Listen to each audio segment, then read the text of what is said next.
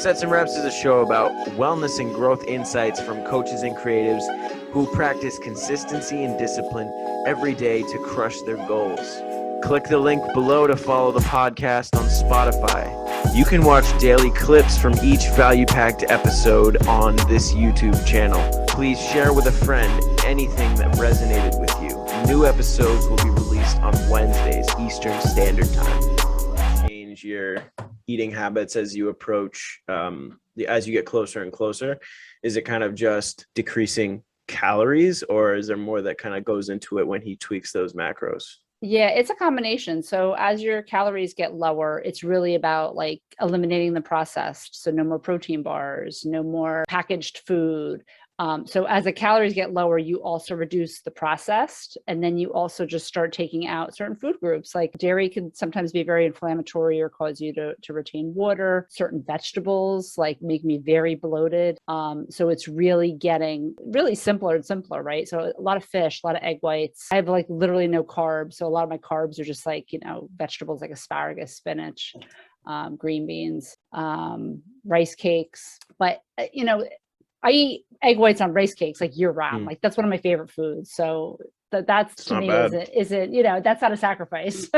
Has it been hard going through this, noticing that your strength is affected, like how you like your the energy and capacity that you have? Certainly in workouts, right? We always go in, we try to push it, we try to kill it, whatever that means for us, each person individually. But as your diet has changed, like, would you agree that like it's really hard to it's hard to make like strength gains at that point? What kind of gains are you focusing on when you're training in the weight room? I am just trying to stay at a level without getting too far away from kind of my minimum. But, carbs are your primary energy source. So all my workouts are, they're grueling to get through because you just don't have the carb reserve to pull from. I'm doing cardio 6 days a week, lifting 6 days a week, and I'm physically exhausted. And that, I think, has really been wearing on me. I think that's why I have my little rant on Instagram today. It's just, I keep getting messages about how you look so good, your stomach's flat, your arms are ripped, but I'm like, I feel like a piece of crap. I feel like crap. Everyone's so focused on aesthetics. It's like, you should focus on how you feel. Like I miss my energy. I miss, I'm in a low carb fog. I miss just feeling good. And I think a lot of people miss that when they're so focused on wanting to be a certain size or weight. On the flip, when you come out of this and you decide that you want to go and do it again, because it doesn't sound pleasant at all, but there is a reason that you've been doing it so long, and there's a reason that now you're going to nationals, right? So yeah, what's that thing that's keeping you in it?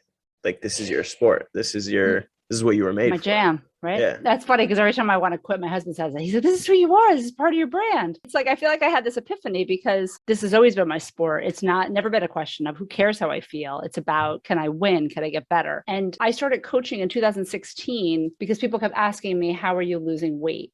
So that is how I became a coach. I feel like competing brought the business to me, right? And now I feel like I'm doing a disservice to my clients when I tell them to do one thing, like don't eat 1,200 calories, don't do so much cardio.